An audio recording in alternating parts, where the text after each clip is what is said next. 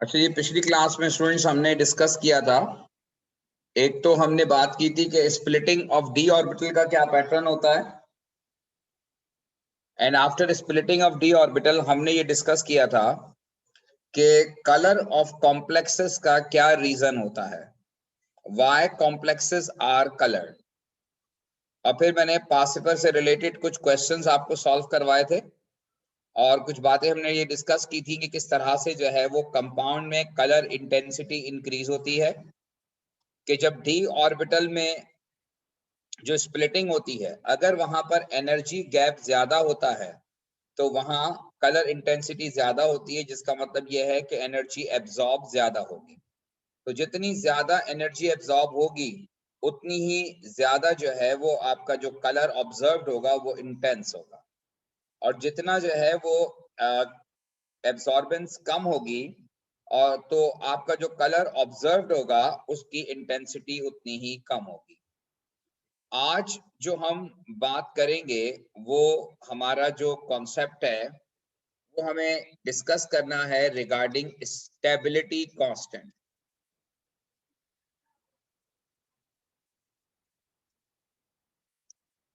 ये transition element में खासतौर पर जो कॉम्प्लेक्स आयन बनते हैं उनमें ये टर्म इस्तेमाल होती है स्टेबिलिटी कांस्टेंट की।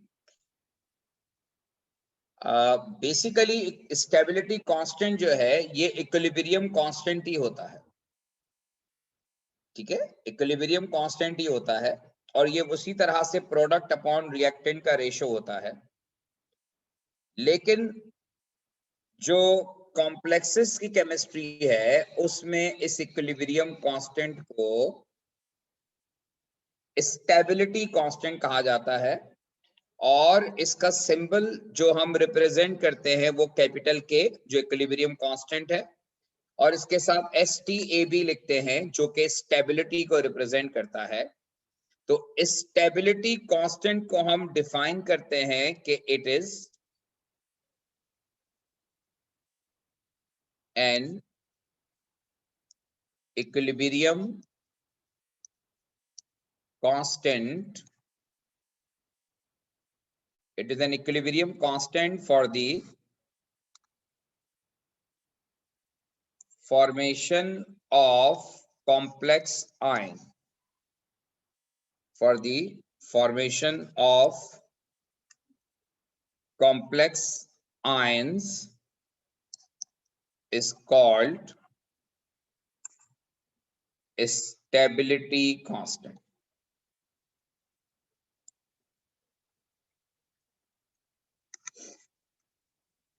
Stability constant is nothing, it is simply an equilibrium constant, but it is limited to for the formation of complex ion.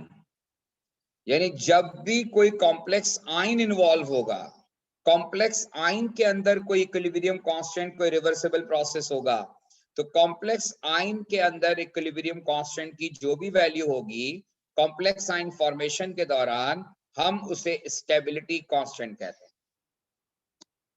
अब जैसे एक इक्वेशन जो मैंने आपको पिछली क्लास में जब कॉपर के रिएक्शंस करवाए थे उसमें ये वाली इक्वेशन लिखवाई थी कि copper ion aqueous hexa aqua copper 2 ion, और इसमें हम 4 क्लोराइड एक्वस ऐड करते हैं। ये रिवर्सिबल प्रोसेस था और ये फॉर्म कर रहा था CuCl4 2 negative aqueous plus 6H2O liquid.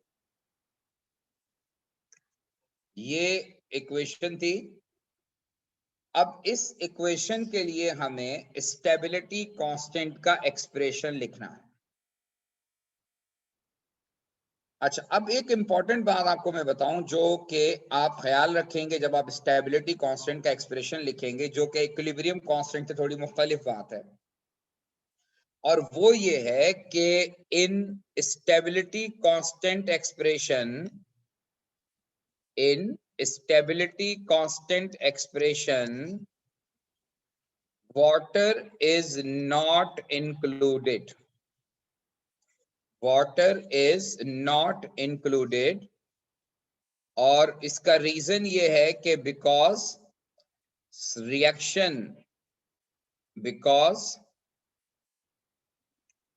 reactions are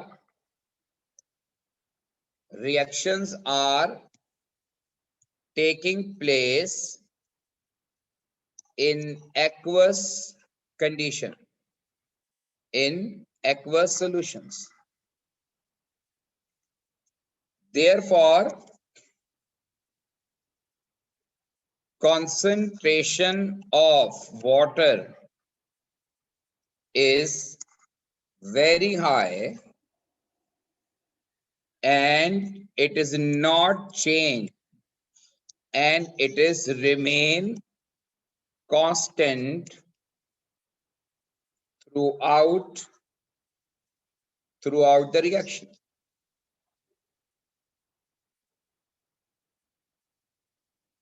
ये बात मुख्तलिफ है। जो आम आप इक्विलिब्रियम कांस्टेंट का एक्सप्रेशन लिखते हैं उसमें आप वाटर को, एक्वस सॉल्यूशन को, गैसेस को इंक्लूड करते हैं, लेकिन जब आप स्टेबिलिटी कांस्टेंट का एक्सप्रेशन लिखेंगे तो स्टेबिलिटी कांस्टेंट के एक्सप्रेशन में आप वाटर को इंक्लूड नहीं करेंगे, बिकॉज नॉर्मली जो कॉम्प्लेक्स फॉर्मेशन होती है वो एक्वस मीडियम में होती है, वो एक्वस सॉल्यूशन में होती है, और इसी वजह से वाटर की कंसंट्रेशन बहुत हाई होती है, और वाटर की कंसंट्रेशन हाई होने की वजह से वाटर की कंसंट्रेशन पे कोई फर्क नहीं पड़ता ड्यूरिंग द रिएक्शन। तो ड्यूरिंग द रिएक्शन या through out the reaction water की कंसंट्रेशन ऑलमोस्ट रिमेन कांस्टेंट होती है। इसीलिए हम ये ऑब्जर्व करते हैं, इसीलिए हम ये कहते हैं कि water is not included in the stability constant expression. अब आप देखिए, मैं इस रिएक्शन के लिए जो ऊपर मैंने लिखा था इसके लिए स्टेबिलिटी कांस्टेंट का एक्सप्रेशन लिखता हूं। तो स्टेबिलिटी कांस्टेंट के एक्सप्रेशन में जैसे मैंने कहा कि वाटर इज नॉट इंक्लूडेड, तो इसमें आपका जो कॉम्प्लेक्स आयन है वो ये CuCl4 2 negative bracket divided by concentration of copper H2O taking 6 2 positive and again bracket, क्योंकि ये ब्रैकेट जो है कंसंट्रेशन का है और ये ब्रैकेट कॉम्प्लेक्स आयन का है। तो concentration of complex ion into concentration of chloride ion aqueous, और इसकी पावर 4 होगी, और ये भी एक्वस होगा और ये भी एक्वस होगा। ये है stability constant expression for a given reaction. तो जब भी आपको स्टेबिलिटी कांस्टेंट एक्सप्रेशन लिखना होगा आप वाटर को इंक्लूड नहीं करेंगे, while all other aqueous complex ions or all other ions are included in the stability constant expression. बाकी सारे स्टेबिलिटी कांस्टेंट एक्सप्रेशन में आप उसे इंक्लूड करेंगे। अब यहां नेक्स्ट आप देखिए कि इसका यूनिट अगर मैं ड्राइव करूं तो मोल पर डीएम क्यूब से कैंसिल हो जाएगा और 1 अपॉन मोल पर डीएम क्यूब की पावर 4 बच जाएगा इसका यूनिट। तो इसका जो यूनिट होगा इस पर्टिकुलर रिएक्शन के लिए ये 1 अपॉन मोल पर डीएम क्यूब की पावर 4 होगी, और 1 अपॉन मोल पर डीएम क्यूब की पावर 4 होने का मतलब ये है कि मोल की पावर 4 और डीएम माइनस 12, और फाइनली इट बिकम डीएम की पावर 12 एंड मोल की पावर -4। ये स्टेबिलिटी कांस्टेंट का यूनिट है इस पर्टिकुलर रिएक्शन के लिए। तो स्टेबिलिटी कांस्टेंट कैसे लिखा जाएगा? क्या होता है, इसका एक्सप्रेशन कैसे लिखा जाएगा और इसका यूनिट कैसे ड्राइव होगा, अगर इसमें आपका कोई सवाल है तो आप पूछ सकते हैं।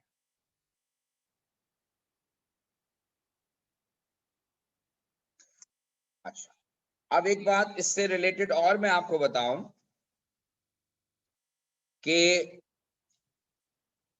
जितनी स्टेबिलिटी कांस्टेंट की वैल्यू ज्यादा होगी, greater the value of stability constant, then greater will be the stability of complex ion. Stability of complex ion. यानी अगर फर्ज कीजिए कि दो आपको कंपाउंड के लिए, दो कंपाउंड की फॉर्मेशन का स्टेबिलिटी कांस्टेंट गिवन है, या दो मुख्तलिफ रिएक्शंस के लिए स्टेबिलिटी कांस्टेंट की वैल्यू गिवन है, एक रिएक्शन के लिए स्टेबिलिटी कांस्टेंट की वैल्यू ज्यादा है और एक की स्टेबिलिटी कांस्टेंट की वैल्यू कम है, तो लॉजिकली जिस रिएक्शन के लिए स्टेबिलिटी कांस्टेंट की वैल्यू ज्यादा है, इसका मतलब है कि वहां प्रोडक्ट ज्यादा स्टेबल है या प्रोडक्ट की स्टेबिलिटी ज्यादा है एज कंपेयर टू रिएक्टेंट। यही चीज मैंने यहां लिखी है कि जितनी स्टेबिलिटी कांस्टेंट की वैल्यू ज्यादा होगी, उतनी ही stability of complex ion at product side ज्यादा होगी। इतनी ही, तो greater the value of stability constant, greater will be the stability of complex ion at product side. Greater the value of stability constant, then greater will be the stability of complex ion at product side. यानी जिस reaction में या जिस equation में आपको stability constant की value greater मिलेगी, वो कॉम्प्लेक्स ज्यादा स्टेबल होगा। जैसे आपको याद होगा, मैंने कहा था कि जनाब आप कॉपर का जो एक्वा कॉम्प्लेक्स है उसमें एक्सेस ऑफ अमोनिया डालें तो सॉल्यूशन डार्क ब्लू बनता है, और वो डार्क ब्लू सॉल्यूशन जो है वो क्यों बनता है? इसका मतलब यह है कि जो प्रोडक्ट बना है, जो प्रोडक्ट में कॉम्प्लेक्स बना है, उस कॉम्प्लेक्स की stability as compare to water वाले कॉम्प्लेक्स से ज्यादा है। और ये जो लाइगेंड एक्सचेंज रिएक्शन आपको मैंने बताया था, ये लाइगेंड एक्सचेंज रिएक्शन उसी वक्त होता है जब स्टेबिलिटी ऑफ कॉम्प्लेक्स बढ़ती है। फॉर एग्जांपल, अगर डार्क ब्लू सॉल्यूशन है और डार्क ब्लू सॉल्यूशन में आप पानी डालें, तो डार्क ब्लू सॉल्यूशन में पानी डालने पर वो सॉल्यूशन दोबारा से ब्लू सॉल्यूशन में कन्वर्ट नहीं होगा, दोबारा से उसमें अमोनिया नहीं निकलेगा, क्योंकि वाटर के कॉम्प्लेक्स के मुकाबले में अमोनिया वाला कॉम्प्लेक्स जो है वो ज्यादा स्टेबल है। यानी इसका मतलब ये हुआ कि अगर आप वाटर वाले कॉम्प्लेक्स में अमोनिया डालेंगे तो लाइगेंड सब्स्टिट्यूशन होगा और अमोनिया वाला कॉम्प्लेक्स बनेगा, लेकिन अगर आप अमोनिया वाले कॉम्प्लेक्स में वाटर डालेंगे तो फिर लाइगेंड एक्सचेंज नहीं होगा, क्योंकि एक तो वाटर वीकर लाइगेंड है और जो कॉम्प्लेक्स की स्टेबिलिटी है वो अमोनिया वाले कॉम्प्लेक्स की स्टेबिलिटी ज्यादा है as compare to stability of water complex. तो इसी बुनियाद पर हम ये डिसाइड करते हैं कि कहां पर लाइगेंड सब्स्टिट्यूशन होना है और किस जगह पर लाइगेंड सब्स्टिट्यूशन नहीं होना। तो स्टेबिलिटी कांस्टेंट की वैल्यूज हमें डायरेक्ट करती हैं कि कौन सा कॉम्प्लेक्स आयन ज्यादा स्टेबल है और कौन सा कॉम्प्लेक्स आयन ज्यादा कम स्टेबल है, कौन से रिएक्शन के होने के चांसेस ज्यादा हैं और कौन से कॉम्प्लेक्स के बनने के चांसेस कम हैं। इन तमाम बातों की एक्सप्लेनेशन जो हमें मिलती है वो विद द हेल्प ऑफ के स्टेबिलिटी वैल्यू मिलती है। तो होपफुली आपको मेरी बात समझ में आई होगी कि स्टेबिलिटी कांस्टेंट जो है ये हमें हेल्प आउट करता है इस बात को समझने में कि कौन से कॉम्प्लेक्स आयन की फॉर्मेशन पॉसिबल है और कौन से कॉम्प्लेक्स आयन की फॉर्मेशन की पॉसिबिलिटी कम है, कौन सा कॉम्प्लेक्स आयन ज्यादा स्टेबल होगा, कौन सा कॉम्प्लेक्स आयन कम स्टेबल होगा। तो स्टेबिलिटी कांस्टेंट की वैल्यू हमें इन चीजों को फाइंड आउट करने में हेल्प करती है। अब मैं आपको कुछ इससे कनेक्टेड जो पास्ट पेपर के क्वेश्चंस हैं और ये आपको मैं बताता हूं, लेकिन इसके लिए होपफुली आप सबके पास जो है वो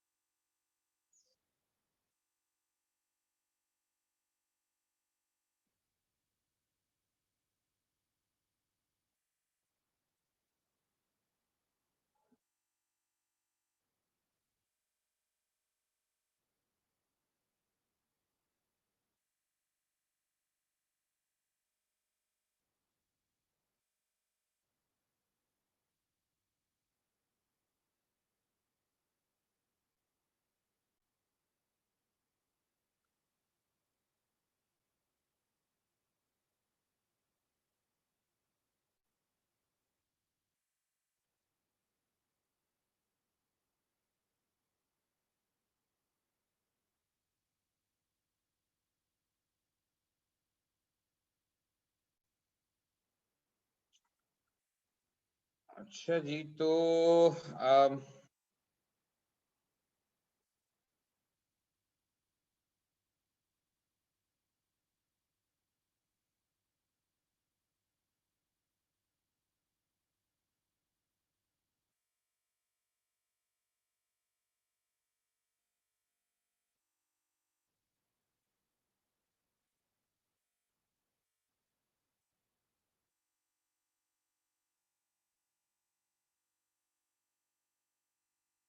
अच्छा जी, मैं ये जो है वो बुकलेट जो है वो अपलोड कर रहा हूँ, लेकिन मीनवाइल अगर आपका कोई प्रॉब्लम है या कोई क्वेश्चन है तो आप पूछ सकते हैं इससे रिलेटेड।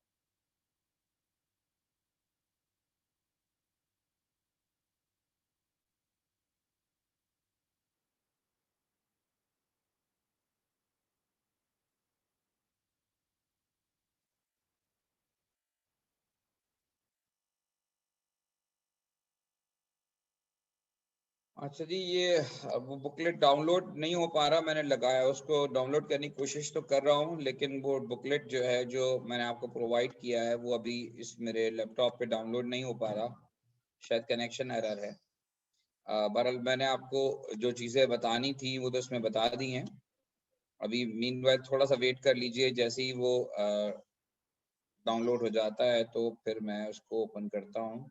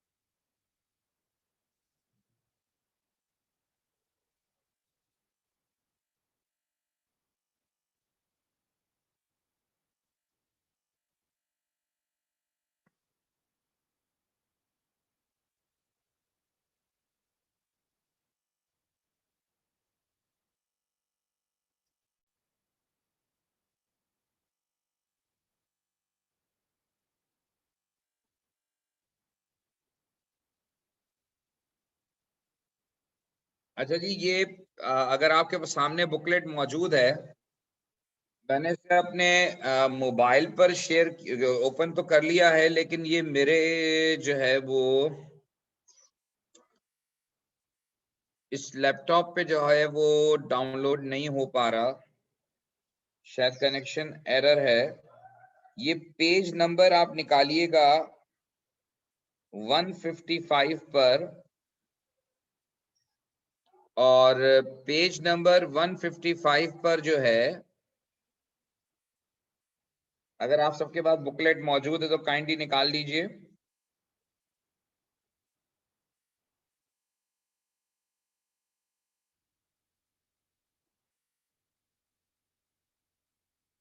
बेटा मशवरा ना दो मुझे, जो मैं कह रहा हूं वो कर लो। बुकलेट आप सबके पास मौजूद है, पेज नंबर 155।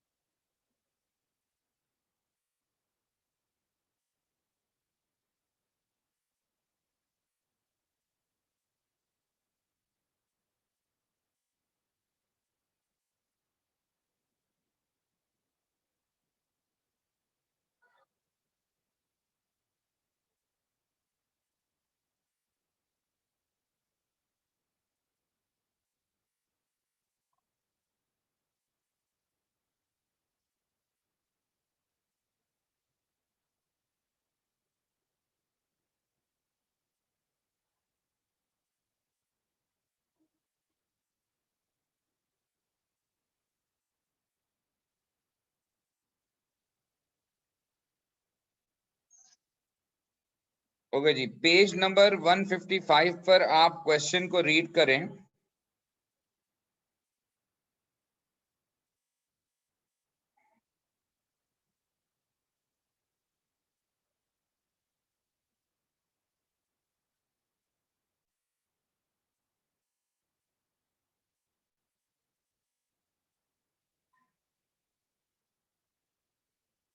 पेज नंबर 155 पर जो क्वेश्चन है उसमें आपको दो गिवन है रिएक्शंस। सवाल यह है कि hexa aqua iron 3 ions are pale violet, they form a colourless complex with fluoride ion equilibrium 1 and a deep red complex with thiocyanate ion equilibrium 2।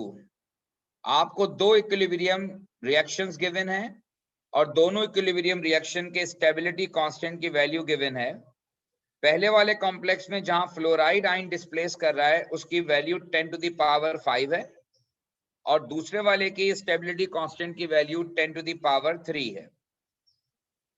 अब जरा सवाल क्या है आपसे कि predict and explain the sequence of colour changes you would observe in each of the following experiment. A few drop of potassium thiocyanide are added to 5 cm cube of iron 3 aqueous solution। अच्छा, अब आप देखें जैसे ही iron 3 aqueous solution में आप thiocyanide ion HCN negative डालेंगे तो equilibria ये कहता है कि वो वॉयलेट से कलर कन्वर्ट हो जाएगा डीप रेड में, क्योंकि थायोसाइनाइड आयन जो है वो वाटर को डिस्प्लेस करेगा, लाइगेंड सब्स्टिट्यूशन रिएक्शन अकर होगा और फिर इसका रिजल्ट ये आएगा कि solution will turn from violet to deep red. उसके बाद followed by a few drops of potassium fluoride, यानी अब आप फॉलोड बाय का मतलब है कि वो जो रेड कलर का सॉल्यूशन बना है उसी में फ्लोराइड आयन डाल रहे हैं। अब अगर आप फ्लोराइड आयन डालेंगे तो आप देखिए कि फ्लोराइड आयन वाला कॉम्प्लेक्स जो है उसकी स्टेबिलिटी जो है वो 10 टू द पावर 5 है और जो रेड कलर वाला कॉम्प्लेक्स है उसकी स्टेबिलिटी 10 टू द पावर 3 है। तो फ्लोराइड वाला कॉम्प्लेक्स ज्यादा स्टेबल है।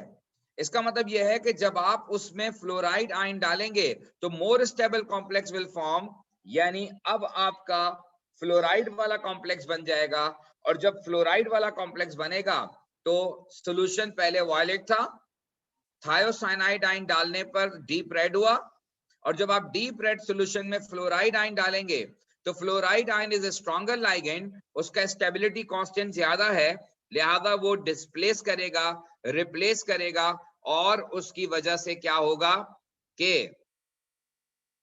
नया फ्लोराइड वाला कॉम्प्लेक्स बनेगा जिसकी स्टेबिलिटी कांस्टेंट की वैल्यू ज्यादा है और वो कलरलेस है। इसका मतलब यह है कि सॉल्यूशन में जो कलर चेंज आएगा वो पहले वॉयलेट से डीप रेड होगा और फिर डीप रेड से कलरलेस हो जाएगा। तो पहले पार्ट का जो आंसर है उसने पूछा है कि explain the sequence of colour changes, तो वो मैंने आपको बता दिया कि पहले वॉयलेट से डीप रेड होगा due to the formation of deep red complex, और फिर जब आप उसमें फ्लोराइड आयन नेगेटिव डालेंगे, पोटेशियम फ्लोराइड डालेंगे, तो another complex is formed which has greater stability constant and that complex is colorless. तो इसी वजह से आपका जो सॉल्यूशन है वो कलरलेस हो जाएगा, यानी पहले वायलेट से डीप रेड होगा और फिर डीप रेड से कलरलेस हो जाएगा। इसी तरह से दूसरे सीक्वेंस में उसने कहा है कि a few drop of potassium fluoride added to iron 3 ion solution। तो आयरन 3 आयन का सॉल्यूशन जो है ऊपर लिखा हुआ है कि वायलेट कलर का है, हेक्सा एक्वा, क्योंकि आपको मैं बता चुका हूं कि एक्वा सॉल्यूशन का मतलब यही होता है कि हेक्सा एक्वा आयन।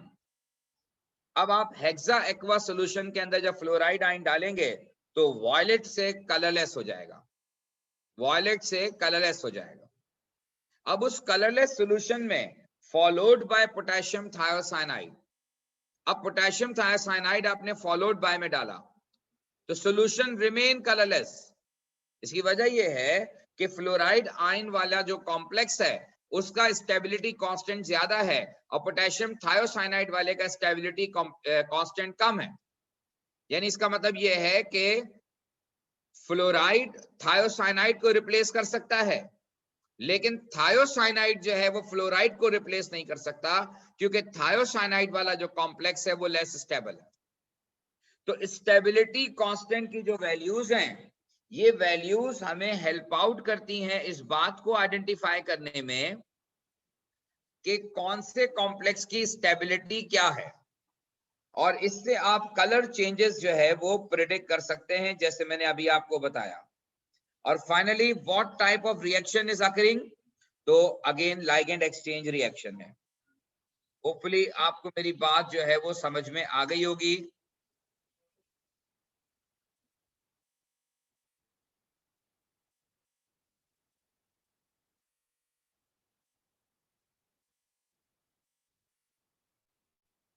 ओके जी, ये जो है वो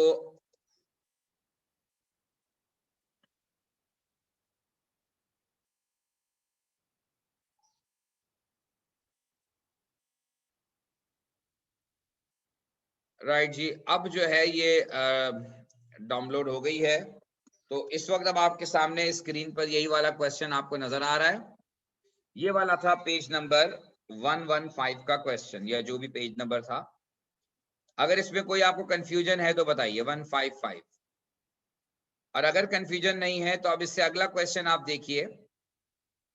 यहां पर चूंकि फिर स्टेबिलिटी कांस्टेंट की बात हो रही है, तो नेक्स्ट क्वेश्चन है नेक्स्ट पेज पर कि copper is a transition element, it has atomic number 29, complete the electronic configuration. जैसे कि मैंने आपको कहा था कि आर्गॉन गिवन होता है, आर्गॉन का मतलब 18 है।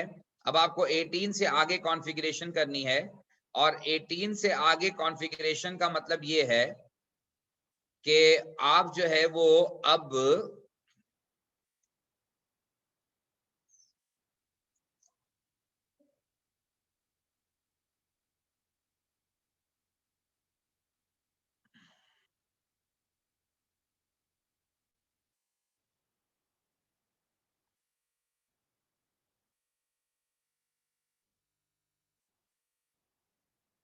अच्छा, ये जो है वो मैं इसको इंपोर्ट कर देता हूं यहाँ पर, ताकि जो है वो हमें इजी हो जाए इस पे लिखना।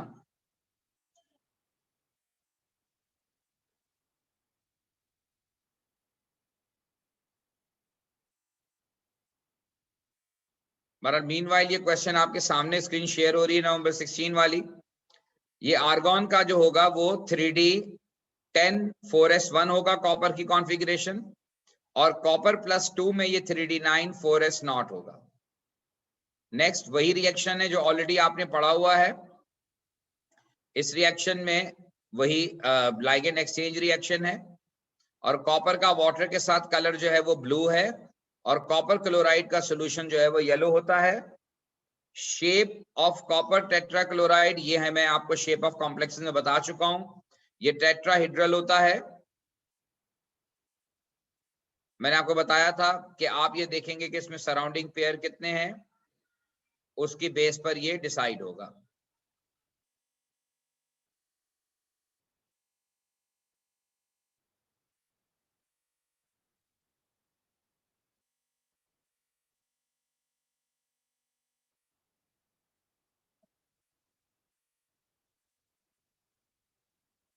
अच्छा जी, तो ये अब जो है वो हमारे पास बिलाखिर ये स्क्रीन ओपन हो गई।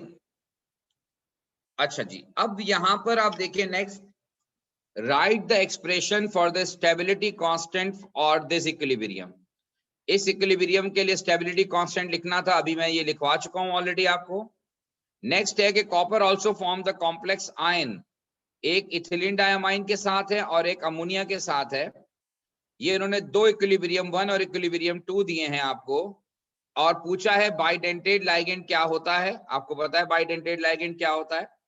अच्छा, अब आप देखिए अगले पेज पर, पेज नंबर 157 पर दोनों कॉम्प्लेक्सेस के स्टेबिलिटी कांस्टेंट गिवन है। अमोनिया वाला कॉम्प्लेक्स 10 टू द पावर 7 है और इथिलीन डायमाइन वाला कॉम्प्लेक्स 10 टू द पावर 10 है। उसने कहा है कि what do this K stability constant value tell us about the relative position of equilibria 1 and 2। अब इक्विलिब्रिया 1 एंड 2 क्या था ये देख लीजिए। इक्विलिब्रिया 1 ऊपर वाला था, इक्विलिब्रिया 2 ये था। इक्विलिब्रिया 1 के स्टेबिलिटी कांस्टेंट की वैल्यू कम है, इक्विलिब्रिया 2 के स्टेबिलिटी कांस्टेंट की वैल्यू ज्यादा है।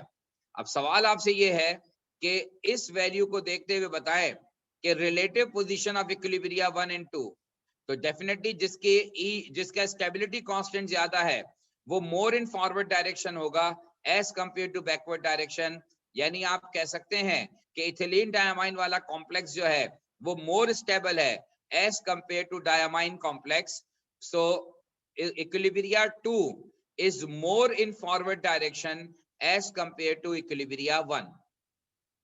Equilibria 2 is more in forward direction as compared to equilibria 2 is more, equilibria 2 ठीक है, उसकी वैल्यू ज्यादा है। तो equilibria 2 is more in forward direction as compared to equilibria 1, और इसकी वजह आपके सामने है कि यहाँ स्टेबिलिटी कांस्टेंट की वैल्यू ज्यादा है।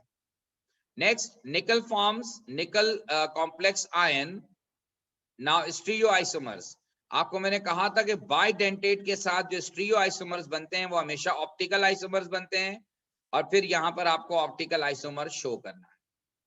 तो होपफुली आपको ये बात समझ में आ गई होगी कि देखें स्टेबिलिटी कांस्टेंट, आइसोमेरिज्म, पूरा का पूरा ये क्वेश्चन आप देखें ट्रांजिशन एलिमेंट का, इसमें उसने कॉन्फ़िगरेशन भी पूछ ली, इसमें उसने आइसोमर्स का भी पूछ लिया, और इसी में उसने स्टेबिलिटी कांस्टेंट को भी इंक्लूड कर दिया, शेप ऑफ कॉम्प्लेक्स को भी इंक्लूड कर दिया।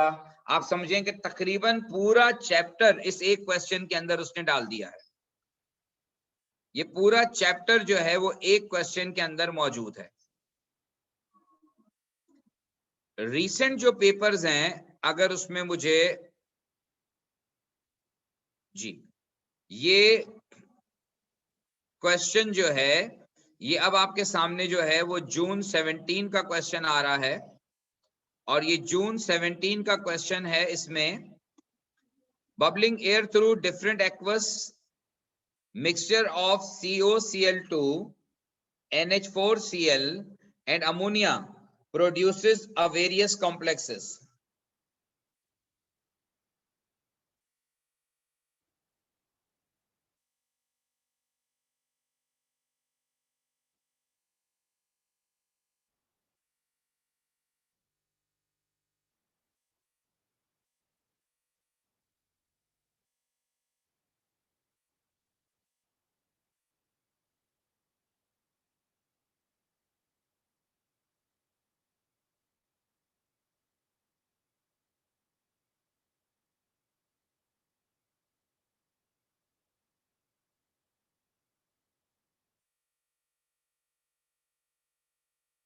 अच्छा जी, अब इसमें determine the oxidation state of cobalt in these complex ions. इस कॉम्प्लेक्स आयन के अंदर जो है वो कोबाल्ट का ऑक्सीडेशन नंबर क्या है। यहां पर कोबाल्ट आप देखें COCl2 है, और यहां पे 3 - N है। तो अगर आप N की वैल्यू 2 पुट कर दें, आप इसका ऑक्सीडेशन नंबर निकाल सकते हैं। oxidation number of cobalt ion in this complex ion? कोई बता सकता है क्या होगा? ये जनरल फॉर्मूला देखिए, अगर इस जनरल फॉर्मूला में हम NH3 को NH3 अगर 5 रखते हैं तो Cl1 हो जाएगा और 3 - 1 ये आंसर आएगा +2। ये मैंने एक कॉम्प्लेक्स आयन लिखा है जहां पर मैंने N की वैल्यू 1 पुट की है। अगर आप यहां अब कोबाल्ट का ऑक्सीडेशन नंबर निकालेंगे तो ओवरऑल चार्ज इज +2, एक chloride -1 multiply by 1 plus ammonia 0 plus cobalt. तो अब आप सॉल्व कर लीजिए, यहां कोबाल्ट का ऑक्सीडेशन नंबर +3 आ रहा है, यहां पर कोबाल्ट का ऑक्सीडेशन नंबर +3 आ रहा है। अब आप कहेंगे मैंने N की वैल्यू 1 क्यों ली? आप 2 ले लीजिए, 3 ले लीजिए, कुछ भी ले लीजिए, लेकिन आप जो भी वैल्यू लेंगे उसके हिसाब से ये फॉर्मूला बनेगा और उस फॉर्मूले के हिसाब से जो है वो कोबाल्ट का ऑक्सीडेशन नंबर +3 आएगा। अच्छा, एक और तरीका ये भी है कि यहाँ पर कोबाल्ट +2 है 2 Cl के साथ और इसके साथ अमोनियम क्लोराइड भी हमने डाल दिया है, तो क्लोराइड अब यहाँ पे 3 हो गए हैं और क्लोराइड 3 होने का मतलब यह है कि कोबाल्ट का ऑक्सीडेशन नंबर अल्टीमेटली +3 हो जाएगा। Name the two type of reaction undergone by the cobalt ion during the formation of these complex ion. Two type of reactions. एक तो यहाँ पर कोबाल्ट +2 से +3 हो रहा है तो रिडॉक्स रिएक्शन भी हो रहा है, और दूसरा यहाँ पर लाइगेंड एक्सचेंज रिएक्शन हो रहा है क्योंकि नंबर ऑफ Cl जो है वो अमोनिया से रिप्लेस हो रहे हैं, तो लाइगेंड एक्सचेंज रिएक्शन भी हो रहा है और दूसरा कोबाल्ट ऑक्सीडाइज भी हो रहा है, कोबाल्ट 2 से कोबाल्ट 3 हो रहा है। नेक्स्ट आपको उसने कॉम्प्लेक्स के बारे में बताया है कि ये कॉम्प्लेक्स है NH3 टेकिंग 4 Cl2 पॉजिटिव। आपको इसमें 2 आइसोमेरिज्म शो करने हैं। आपको मैं बता चुका हूं कि ये कॉम्प्लेक्स फॉलो कर रहा है MX4Y2 कंडीशन को। 4 लाइगेंड एक जैसे हैं, 2 लाइगेंड एक जैसे हैं, और जब भी 4 लाइगेंड एक जैसे हों और 2 लाइगेंड एक जैसे हों तो आपको मैंने बताया था कि यहां cis and trans isomerism develop होगा, यानी ज्योमेट्रिकल आइसोमेरिज्म। ट्रांस का मतलब यह है कि 2 Cl आप अपोजिट टू ईच अदर रखेंगे तो वो ट्रांस आइसोमर हो जाएगा, और जहां पर आप एक दूसरे के 90 डिग्री पे रखेंगे वो सिस आइसोमर हो जाएगा। तो यहां आप आइसोमेरिज्म का कॉन्सेप्ट इन्वॉल्व हो रहा है। अगर कोई सवाल है तो पूछ लीजिए।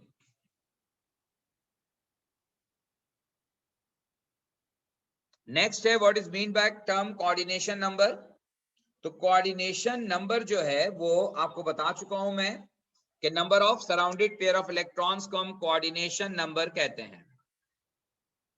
अब यहां इस क्वेश्चन में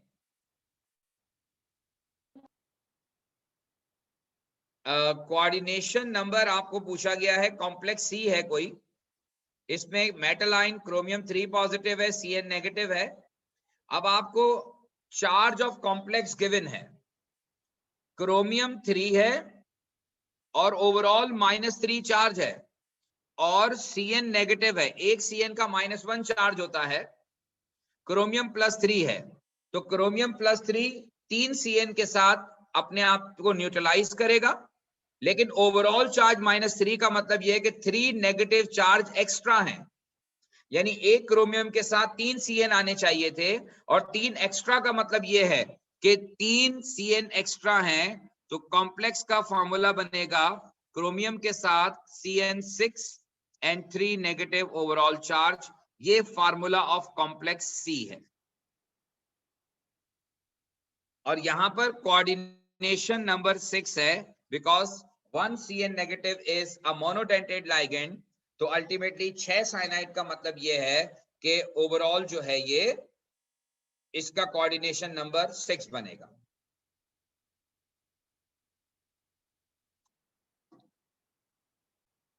अच्छा जनाब, अब निकल के साथ कंपाउंड डी आप देखिए, निकल के साथ लिखा हुआ है जो लाइगेंड इथिलीन डायमाइन है, ये बाइडेंटेड लाइगेंड है, कोऑर्डिनेशन नंबर 6 है।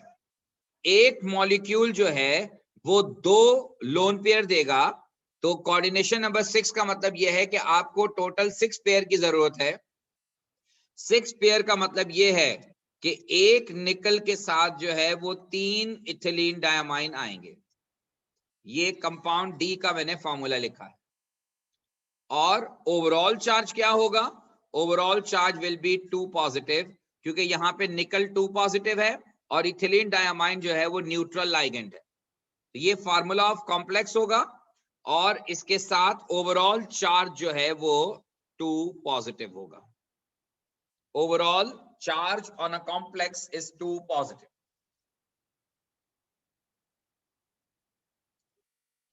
Next complex E. Complex E में आप देखिए प्लैटिनियम 2 पॉजिटिव है, इसका मतलब है इसके साथ 2 Cl आने चाहिए, लेकिन ओवरऑल चार्ज -2 का मतलब यह है कि 2 एक्स्ट्रा मौजूद हैं। तो 2 Cl नॉर्मल होने चाहिए, 2 Cl एक्स्ट्रा हो गए, यानी एक प्लैटिनियम के साथ जो है वो 4 Cl मौजूद हैं और ओवरऑल चार्ज 2 नेगेटिव है।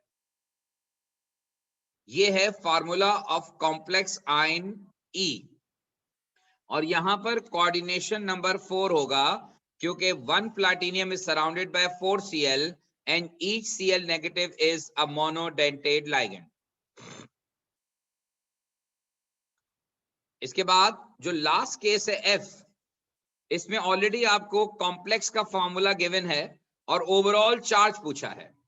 आप देखें यहां आयरन 3 पॉजिटिव है और ये जो आपको लाइगेंड गिवन है इस पर -2 चार्ज है और यहां 3 लाइगेंड लग गए। 3 लाइगेंड के लगने का मतलब यह है कि टोटल माइनस के 6 चार्जेस हो गए और आयरन का +3 है, तो +3 -3 से न्यूट्रलाइज हो जाएगा, तो 3 चार्जेस एक्स्ट्रा होंगे, तो 3 नेगेटिव ओवरऑल चार्ज होगा। इस कॉम्प्लेक्स का ओवरऑल चार्ज 3 नेगेटिव होगा और coordination number will be 6। Coordination number will be 6। मेरा ख्याल है मार्किंग स्कीम में इसमें कोऑर्डिनेशन नंबर उसने 3 दिया है, जो कि गलत है। यहां पर कोऑर्डिनेशन नंबर 6 होगा, because iron is surrounded by 6 pair of electrons. इसकी वजह यह है कि जो आपको लाइगेंड गिवन है ये बाइडेंटेट लाइगेंड है। अब नेक्स्ट स्टेप में आपको स्टेबिलिटी कांस्टेंट का एक्सप्रेशन लिखना है, यूनिट ड्राइव करना है, ये आप खुद कर लेंगे।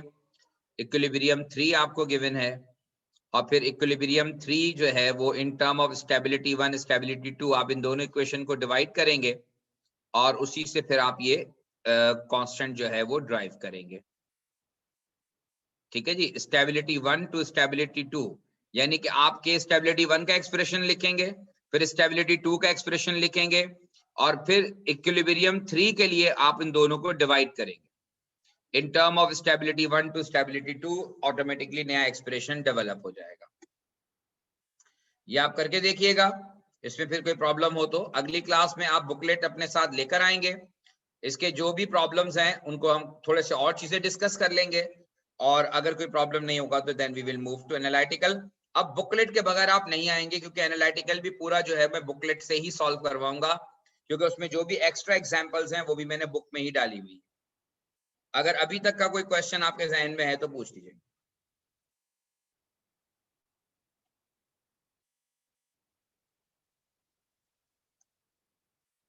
ठीक है जी, तो इंशाल्लाह फिर इसको हम कंटिन्यू करेंगे नेक्स्ट क्लास में।